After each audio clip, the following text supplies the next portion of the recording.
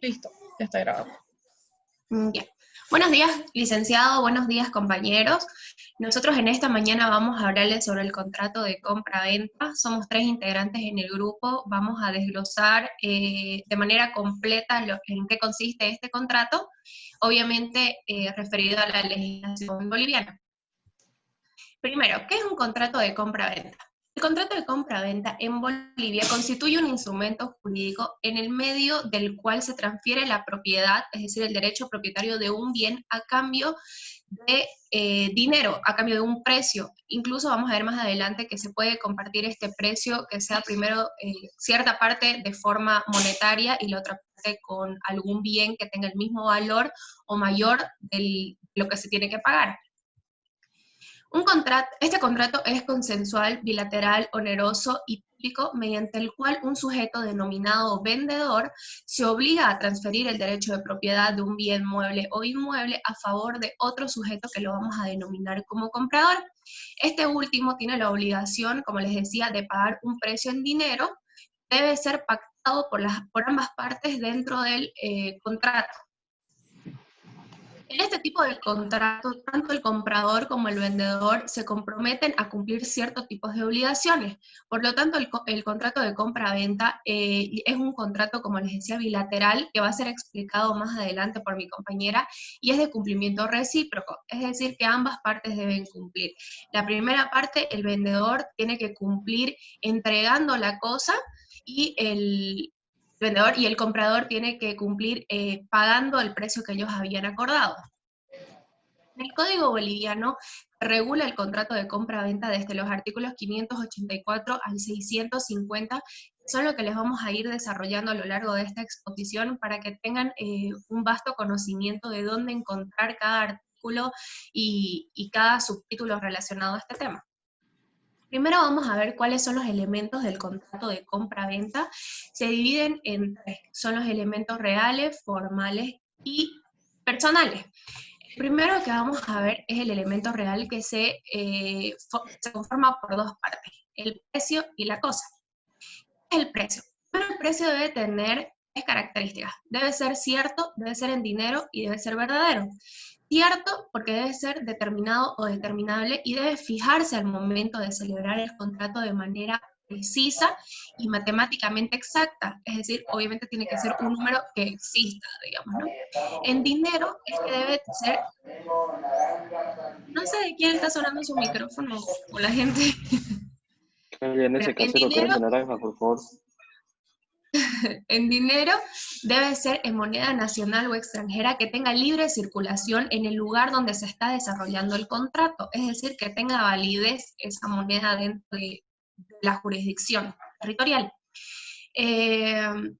Como les decía, se puede pactar en que el pago se haga cierta parte en dinero y la otra parte del precio se pague en especie, siempre y cuando el importe en dinero sea igual o mayor a lo que se está vendiendo, es decir, a la cosa.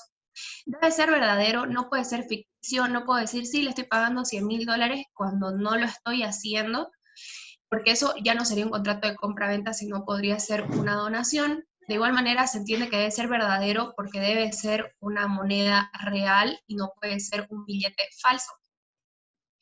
Según el Código Civil Boliviano, en el artículo 612, la determinación del precio por un tercero está permitido en nuestra legislación, es decir, que ambas partes pueden acordar para que un tercero sea quien designa el precio a la cosa que es objeto del contrato.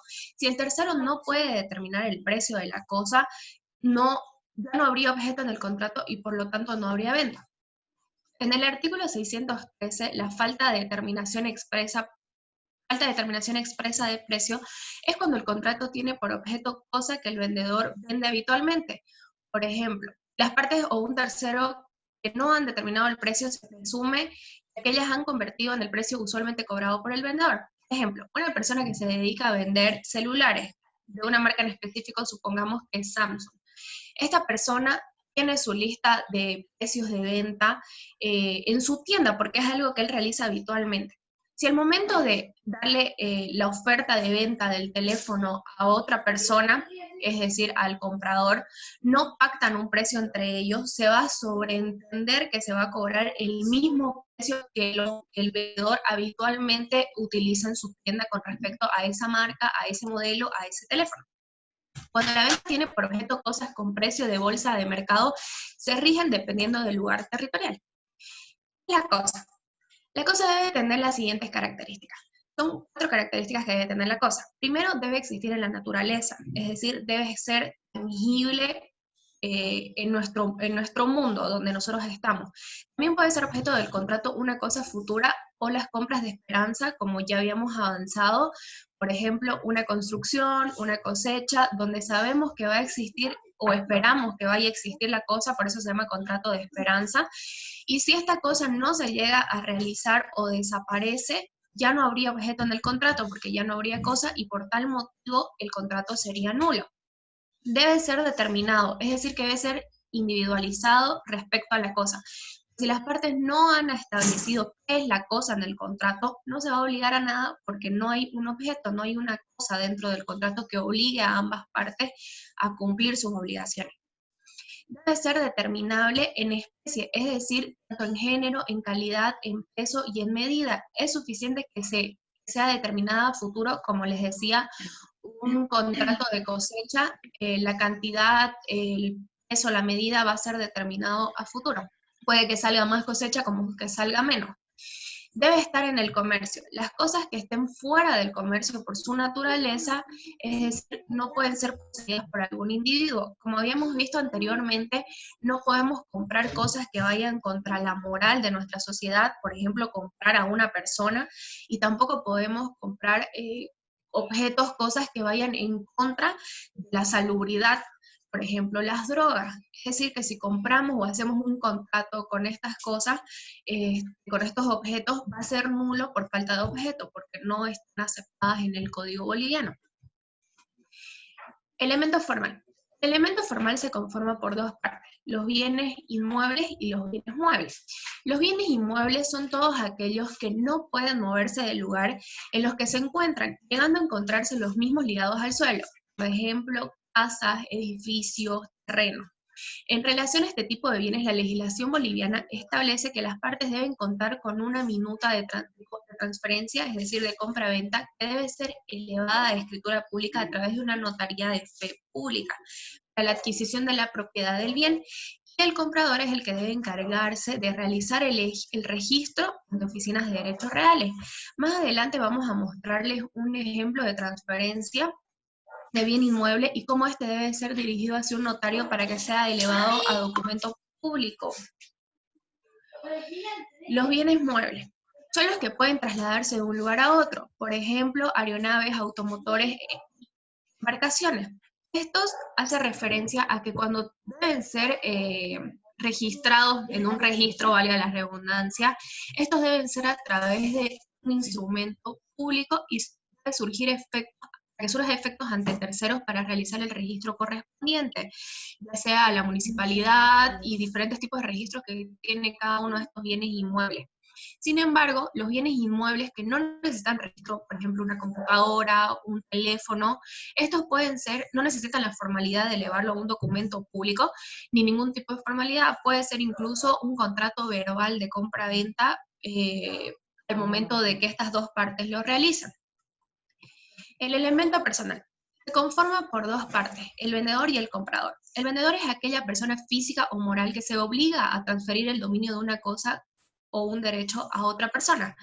El comprador es aquella persona física o moral que se obliga al vendedor a pagarle un precio cierto y en dinero a cambio de que la cosa pase en su propiedad. Como les decía, es recíproco, ambos tienen que dar y recibir.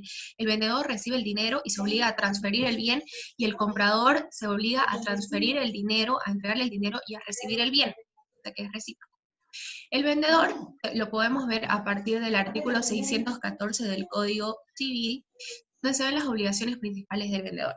El vendedor tiene respecto al comprador las siguientes obligaciones. Primero, debe entregar la cosa vendida. Si no se entrega la cosa vendida, estaríamos viendo un vicio dentro del contrato, porque no se cumplió la obligación que tenía que realizar.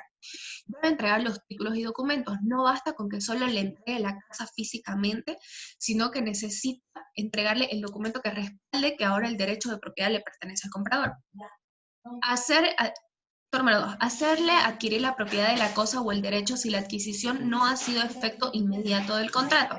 Es decir, que si fue un contrato a plazo, el vendedor tiene la obligación de asegurarle al comprador de que la cosa se le va a entregar una vez que el plazo del contrato termine. Y como punto número 3, debe responder por la evicción y los vicios de la cosa. Eso lo podemos encontrar en el artículo 625-626, que es la evicción que debe realizar el vendedor, y el 629, donde vemos los vicios de la cosa. Aunque no se las haya pactado en el contrato, o sea, en el contrato no hay una cláusula específica que diga que la evicción debe ser a través del vendedor, se va a sobreentender por estos artículos que se encuentran en el Código Civil. Debe entregar el bien al comprador en el lugar y en el momento convenido. Recordarán todos que ya hablamos respecto al tiempo y respecto al lugar en los contratos, entonces aquí en el contrato de compra-venta también aplica y se ve en el artículo 620 y 621 del Código Civil.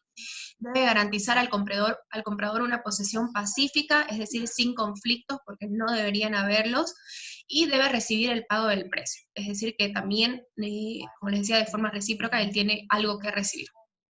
Para el comprador debe pagar el precio, eso lo encontramos en el artículo 636, el precio pactado, o como les decía, si es una compra, si el contrato se está haciendo con un vendedor que hace de manera habitual, corresponderá a lo que normalmente utiliza. Pagar intereses en caso de mora o de compra-venta a precios aplazados, eso lo encontramos en el artículo 637, eso se pactará igual en el contrato que realicen las partes. Tiene derecho a recibir el bien comprado, como ya les había explicado, de manera pacífica, con los documentos necesarios, y recibir en buen estado la cosa, es decir, que si ellos pactaron una forma en cómo debería estar el bien mueble o inmueble, de esa manera se los debe entregar. El artículo 639 nos habla de la resolución de la venta por falta de pago de precio. Si el comprador no paga el precio al vendedor, puede pedir la resolución de la venta y el resarcimiento del daño. Esto será más ampliado conforme pase la exposición por Leonela. Una vez que se pide la resolución, posteriormente no podrá pedir el cumplimiento del contrato. Va a continuar mi compañera Alana. Bueno, una vez entendido todo lo que acaba de explicar mi compañera, vamos a pasar a los requisitos del contrato. Para empezar, un contrato de compraventa es un contrato típico y nominado, mediante el cual el sujeto, que es denominado vendedor, se obliga a transferir una propiedad sobre un bien a favor de otro sujeto, el cual es denominado comprador, a cambio de que este comprador le pague un precio en dinero. Es decir, que es un contrato cuya causa es la transmisión del derecho de propiedad.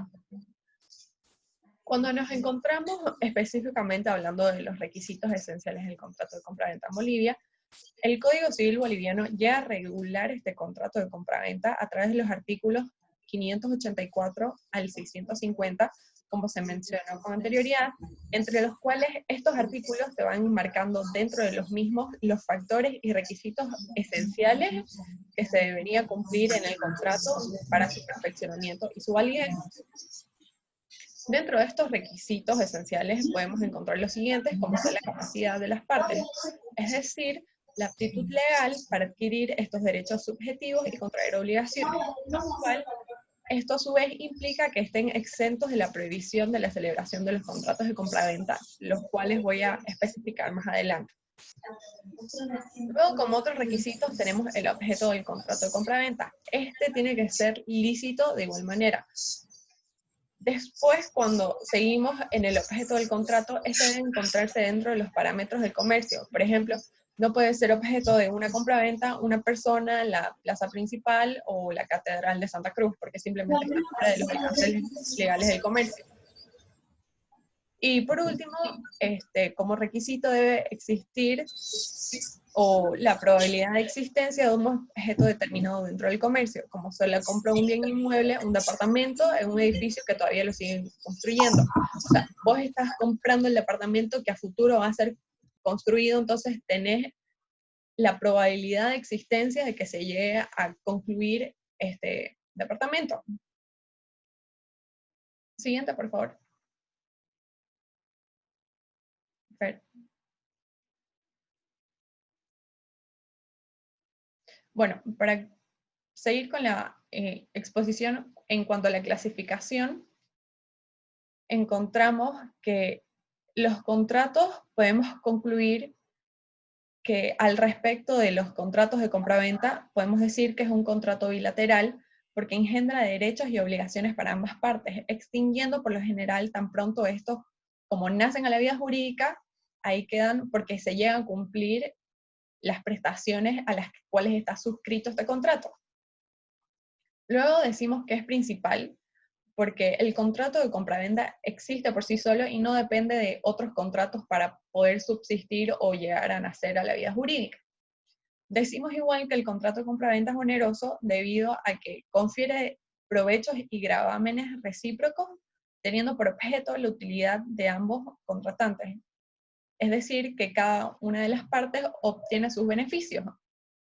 Luego decimos que el contrato de compraventa es conmutativo en cuanto a las prestaciones en la obligación están ciertas y son determinadas cuando se realiza y se suscribe este contrato. Ambas partes conocen los alcances de la prestación y desde el momento de la celebración del contrato están en conocimiento de cuáles son los límites del mismo. Cuando nos referimos a que el contrato es instantáneo, esto igual puede ser denominado de una sola ejecución, debido a que con la celebración del contrato, este directamente procede al pago de la prestación en un solo acto. No se necesitan de muchos más, como por ejemplo ir a la notaría y después al banco, y no, es como que se hace, es muy efectivo y muy directo, podríamos decir. Para continuar, podemos decir que el contrato es consensual, ya que la compraventa para muebles y para bienes inmuebles tiene que ser a través del consentimiento. En materia de muebles, cuando hablamos respecto a bienes muebles, no se requiere de una formalidad alguna en cuanto a la validez del acto, es decir, que se aceptan distintas formas de manifestación de la voluntad dentro del consentimiento, ya sea tácito o expreso. Y en cuanto a los bienes inmuebles, el contrato debe constar por escrito, ya que el documento puede ser público o privado dependiendo del importe. Y hay que hacer énfasis en esto porque los bienes inmuebles estamos hablando de bienes que son de alto valor económico, entonces hay que estar certeros y todo tiene que estar documentado debidamente. Decimos luego que igual el contrato de compraventa es un contrato dominado porque se encuentra expresamente reglamentado por el legislador y se encuentra dentro del Código Civil. Y por último decimos que el contrato de compraventa es de libre discusión, ya que ambas partes pueden discutir libremente las mutuas obligaciones que estos llegan a contraer, manifestando la libertad plena de ambos, llegando a un consenso. Existen seis tipos de clases de contrato de compraventa, que son las siguientes. El primero es el compraventa con reserva de propiedad. Este es un tipo de contrato de compraventa donde las partes establecen el pago del precio del bien y este tiene que ser en cuotas, por lo que al momento de la celebración del contrato, al comprador solo se le otorgará el derecho del goce del bien y solamente en el momento que se debe realizar el último pago de la cuota y este recién llegaría a adquirir la propiedad del mismo. Es importante que en este tipo de contratos ambas partes indiquen el pago de la última cuota. También en este tipo de contratos se corre el riesgo de que el bien no pueda ser entregado. En caso de venta de bienes muebles, no son sujetos a registro. Y también en caso de incumplimiento del comprador, se podrá solicitar un cumplimiento o la resolución del contrato y en su debido caso si hay indemnización y daños y perjuicios. Contrato de compraventa es cosa genérica. Este tipo de contrato, el comprador llegará a adquirir la propiedad del bien mediante la individualización del objeto de venta, que podrá realizarse a través de una especificación posterior. Cabe señalar que por cosa genérica se entiende que son las cosas designadas por los caracteres comunes de su especie, como por ejemplo un quintal de arroz sin especificar la marca ni la calidad. Venta a prueba. La venta a prueba se presume que es hecha con la condición suspensiva de que la cosa sea apta para los servicios en que se va a emplear o que se tengan las cualidades pactadas. El fin de este contrato es que la cosa o el objeto de la compra agrade al comprador para que haya una venta y si no, este pueda ser devuelto. Compraventa con satisfacción, con reserva de satisfacción. Este tipo de contrato, el comprador llega a adquirir la propiedad del bien cuando manifiesta al vendedor su satisfacción y conformidad con el bien objeto del contrato. Bueno, al fin de este contrato solo hace referencia en el momento en el que el comprador le comunica al vendedor que sí la cosa lo satisface. Compraventa de cosa futura. Si el objeto de la venta es una cosa futura o un derecho futuro, la adquisición de la propiedad o el derecho tiene lugar cuando una u otro llegue a tener una existencia, a menos que el comprador haya asumido el riesgo y las partes hayan concluido un contrato aleatorio, la venta es nula si la cosa o el derecho no llega a existir. Por ejemplo, este tipo de contrato puede ser una construcción cuando son departamentos en preventa, ya que en ese momento no existe, pero a futuro sí puede llegar a existir. Compraventa de cosa ajena. En este tipo de contrato se celebra la compraventa de un bien que no es propiedad del vendedor. Sin embargo, el vendedor se compromete a procurar la adquisición del bien a favor del comprador, adquiriendo el comprador la propiedad a momento en el que el vendedor adquiere la cosa titular de cosa ajena. Por ejemplo, este tipo de contratos son los que hacen la inmobiliaria porque no son propietarios, sino que son como unos terceros que venden la cosa o el bien y recién ahí pasa a ser el propietario y adquiere la cosa del titular.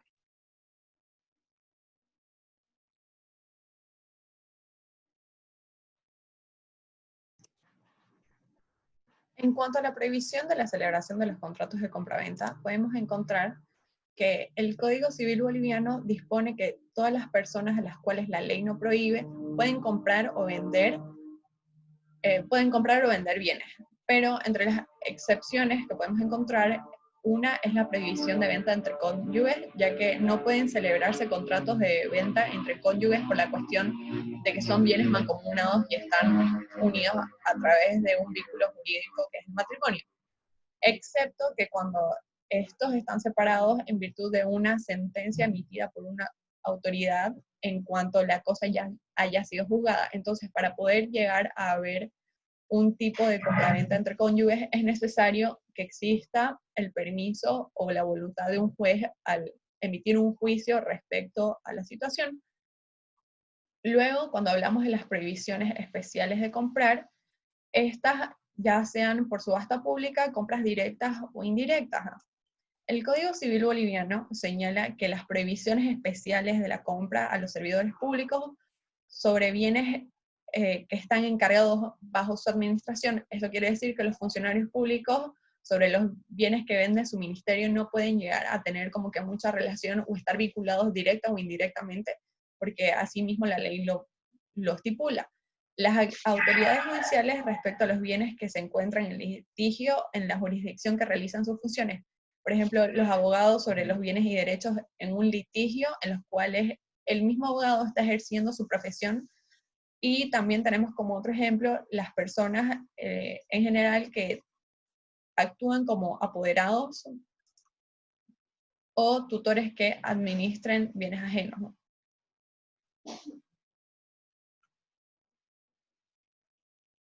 Bueno, ahí como podemos ver en las diapositivas tenemos prácticamente todo lo que ya dije está ahí plasmado, ya que los administradores y funcionarios públicos en instituciones o instituciones públicas o otras entidades públicas con respecto a los bienes confinados de su administración no pueden estar relacionados de cierta manera, al igual que los funcionarios públicos con respecto a los bienes que se encuentran involucrados en su ministerio, y así como los magistrados y jueces involucrados en los casos de litigio que están llevando a cabo, y como los abogados respecto a los bienes que están en un litigio actualmente. La resolución de los contratos. La resolución es un medio de invalidez por el cumplimiento culpable o la imposibilidad sobreviniente o la excesiva onerosidad de una prestación. Son de 3 clases: por incumplimiento, por imposibilidad y por excesiva onerosidad. El primero, por incumplimiento, que está en el artículo 568. En los contratos con prestación recíprocas, cuando una de las partes incumple por su voluntad la obligación, la parte que ha cumplido puede pedir judicialmente el cumplimiento o la resolución del contrato, más un resarcimiento de daños si es que corresponde. O también puede pedir solo el cumplimiento dentro del plazo razonable que fijará el juez. Y si no haciéndose efectiva la prestación dentro de ese plazo, quedará resuelto el contrato sin perjuicio en todo caso de resarcir el daño. Si se hubiera demandado solamente la resolución, no se podrá, por imposibilidad, ya prosiguiendo con el incumplimiento, si se hubiera demandado solamente la resolución, no podrá ya pedirse el incumplimiento del contrato. Y si el demandado a su vez ya no podrá cumplir su obligación desde el día de su notificación con la demanda.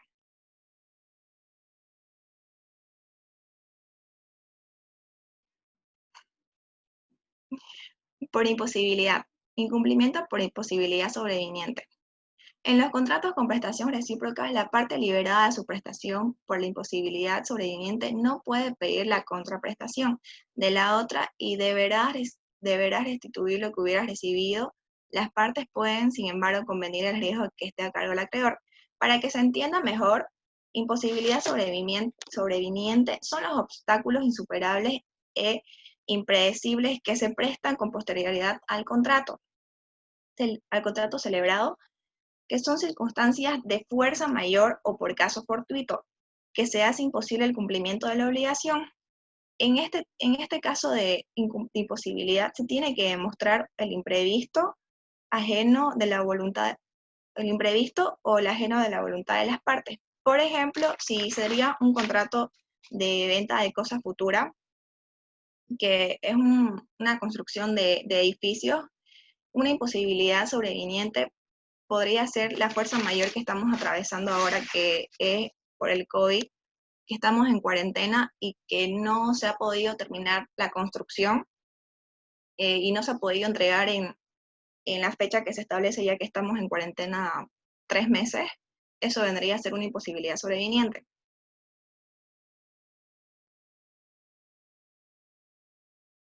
Por incumplimiento por imposibilidad parcial. Es la misma regla de lo anterior, solo que aquí la prestación se hace parcialmente imposible a menos que el acreedor se manifieste al deudor su conformidad para el cumplimiento parcial, debiendo en tal caso hacerse una reducción proporcional en la contraprestación debida.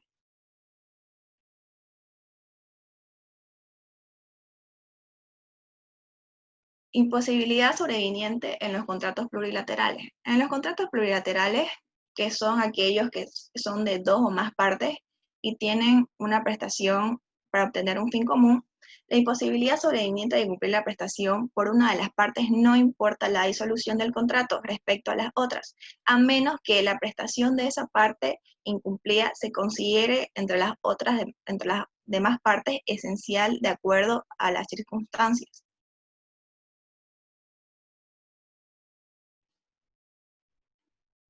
Y por último, la excesiva onerosidad. Bueno, este artículo hace referencia a que tiene como principal fundamento restablecer el equilibrio de las prestaciones a través de una imposición de principios esenciales que informan la celebración de los contratos constituidos por la justicia conmutativa y la equidad. Por ejemplo, en una excesiva onerosidad puede ser que un arquitecto cobra $20,000 por hacer una casa, por construir una casa, y gana 10,000. y por algún motivo los materiales subieron de precio, entonces ahí hay un desequilibrio de precios de su presupuesto, entonces él estaría perdiendo. Aquí lo que se puede solicitar vía judicial es un equilibrio del contrato mediante el juez o la resolución por la excesiva onerosidad. Bueno, se nos está por cortar ahorita la llamada, no sé si podemos colgarlo y volver a iniciar, solo falta el ejemplo y ya terminamos con la exposición. ¿Dicen? Ok, perfecto, tenemos tiempo de sobra, así que adelante. Nos esperan 2 minutitos, por favor, que cargue el video y les volvemos a mandar el link. Perfecto. Ya. Gracias.